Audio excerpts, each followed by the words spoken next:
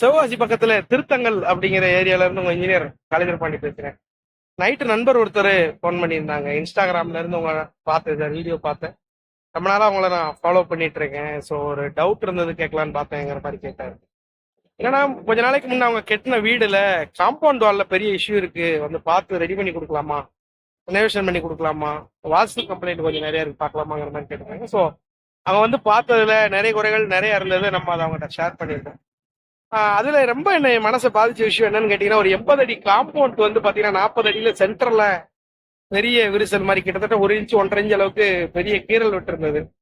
பார்க்கவே ரொம்ப கஷ்டமா இருந்தது எனக்கு. ஸோ பல லட்சங்கள் போட்டு ஒருத்தர் கனவு வீடுங்கிற மாதிரி உருவாக்கி ஒருத்தர் வீடு கட்டும் போது அந்த கனவுல விளையாடுறதுக்குனே பாதி பில்டர் இருக்காங்களே நினைக்கும் போது மனசு ரொம்ப வருத்தம் ஆயிருச்சு. ஏன்னா நாங்க வந்து செய்யற இந்த வேலையை உயிருக்கு உயிரா தெய்வம் மாதிரி நினைச்சு பண்றோம்.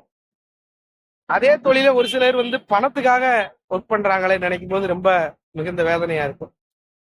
ஸோ அங்க என்ன பண்ண போறோங்கிறத நான் சொல்லிடுறேன். அந்த 80 அடி காம்பவுண்ட் வாலையும் திரும்ப நம்ம ஜேசி வச்சு ஃபுல்லா உடச்சி எடுத்துட்டு திரும்பவும் புது காம்பவுண்டு கட்டி அந்த வீட ரெனோவேஷன் நம்ம பண்ண போறோம்.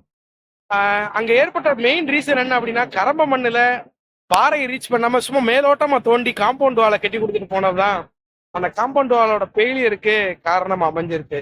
ஸோ இப்போ நம்ம என்ன பண்ண போறோம்னா, அந்த டோட்டல் காம்பவுண்டை எடுத்துட்டு கீழே நம்ம ஹார்ட் ராக் வரைக்கும் தோண்டி எடுத்துட்டு பில்லர் போட்டு நம்ம அந்த காம்பவுண்ட் வாலை திரும்பவும் கட்டி கொடுக்க போறோம்.